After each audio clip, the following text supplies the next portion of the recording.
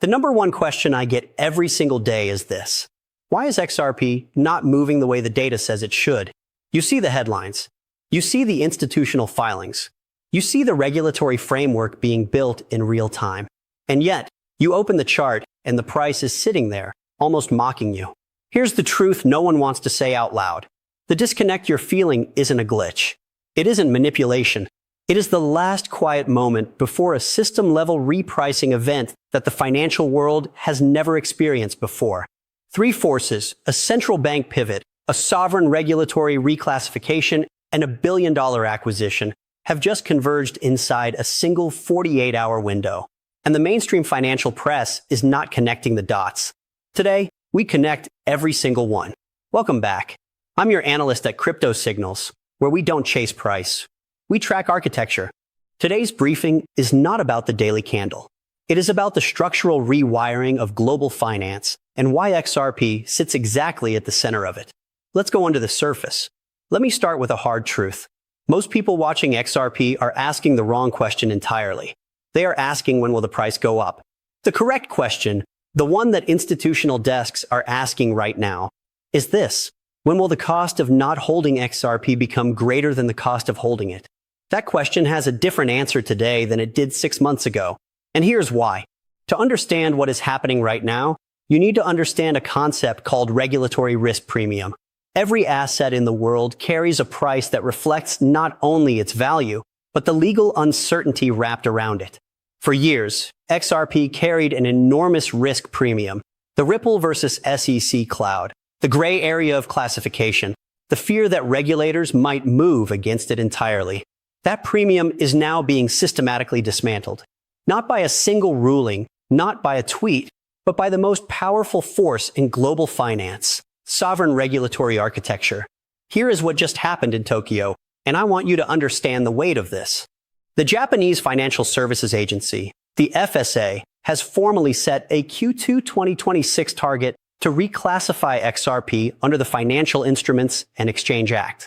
That is the same legal family that governs Japanese equities, bonds, and currency derivatives. This is not a crypto-friendly tweet from a government official.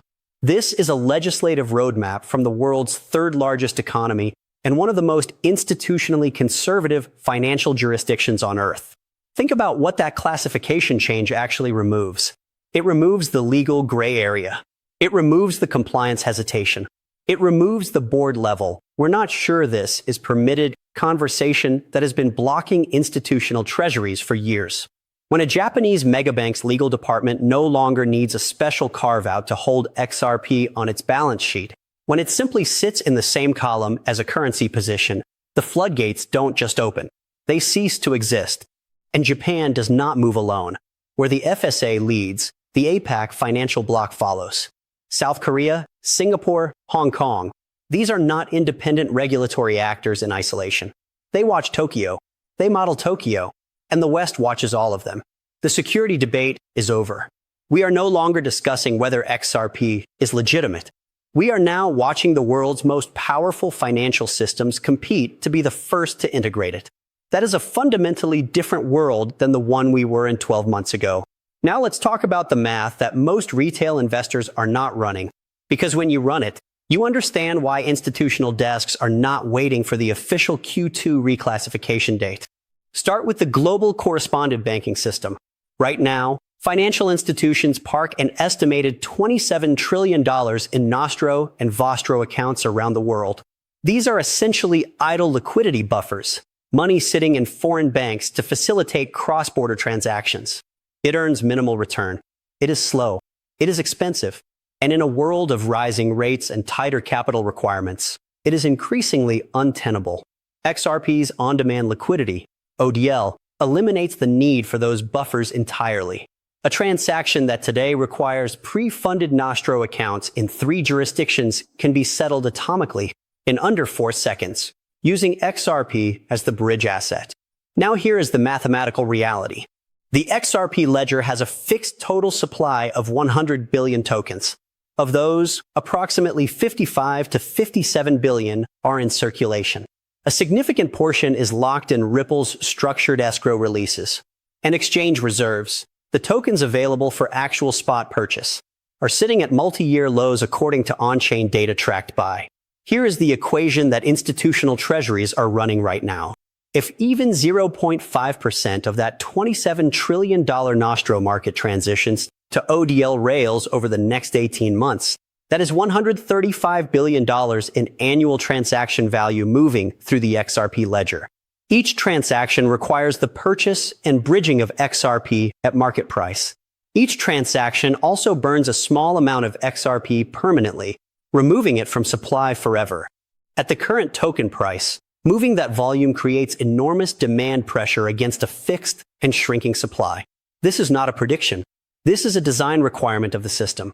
The asset must price at a level that allows efficient movement of the capital it is bridging. Higher value movement requires either higher price per token or higher token count, and the token count is not increasing. Let me say that again more clearly.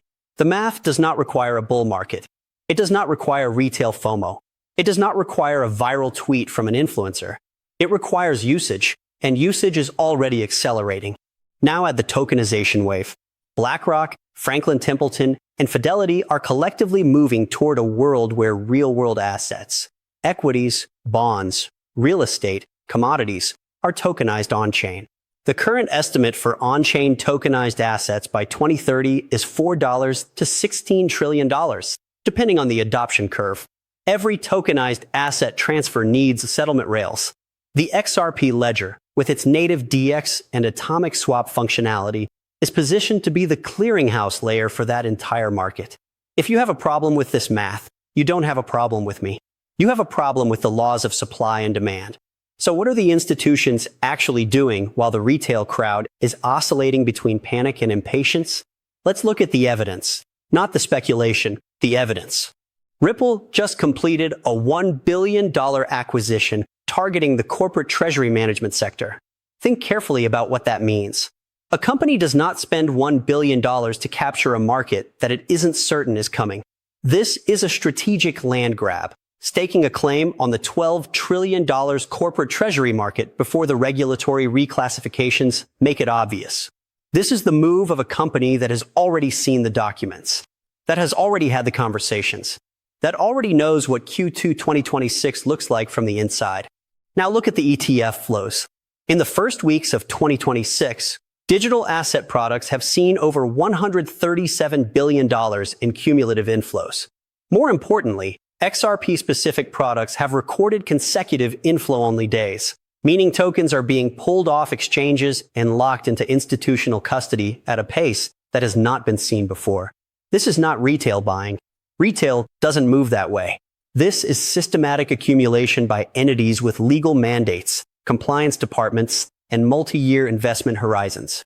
And then there is Jerome Powell. In his most recent statements, the Fed chair did something that went almost completely unreported in mainstream financial media. He did not just signal a pause on tightening. He explicitly acknowledged that bank reserves must begin expanding again to support the scale of a modernizing digital economy. And he pushed back directly against the idea that banks should be restricted from serving digital asset clients. Read that again.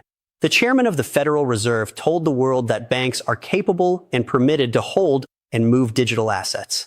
At the same time that Japan is building the legal container, at the same time that Ripple is acquiring the corporate infrastructure, at the same time that ETF flows are draining exchange supply. Ask yourself this brutal question. Does an institution like Franklin Templeton, a company managing trillions in assets, build out XRP infrastructure without absolute legal certainty? Does BlackRock tokenize assets without already knowing what the settlement rail looks like? These firms do not gamble. They position. And right now, they are positioned. The retail investor sees red candles and feels doubt. The institutional investor sees the same red candles and sees a lower cost basis entry window closing fast. Let me give you the actual map of what the next 2 quarters look like.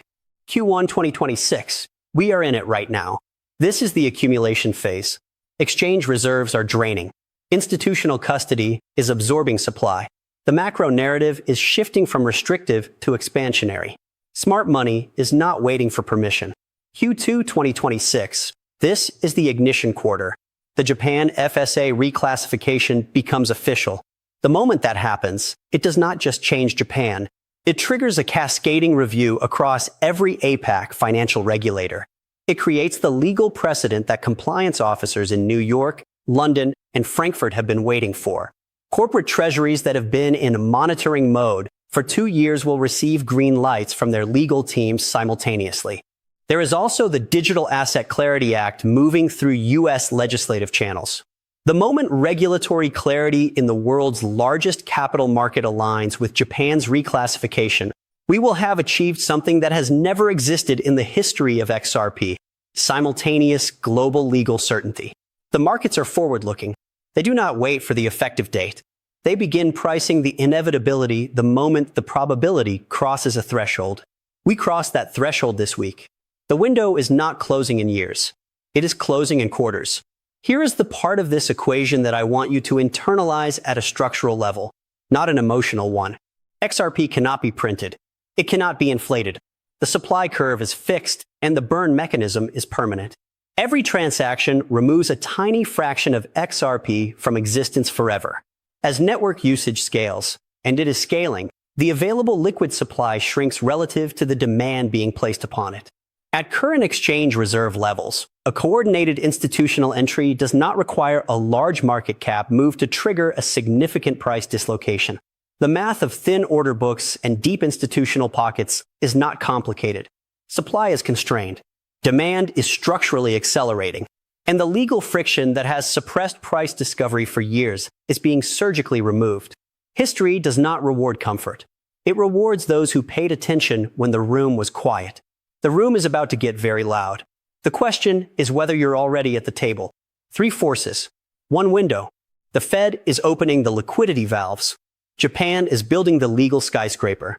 Ripple is acquiring the corporate infrastructure to fill it. These are not 3 separate stories. They are one story with 3 chapters, and you have just read all 3 before the rest of the market has finished the first paragraph. In a market fueled by emotion and noise, we thrive on data and composure. The crowd is reading the chart. The institutions are reading the architecture. One of them is going to be right. Stay patient. Stay rational. Stay positioned. If this breakdown added clarity, subscribe and drop a comment below with the word architect. I want to know who's actually thinking at the structural level, not just watching the price. Knowledge is the only hedge. I'll see you in the next one.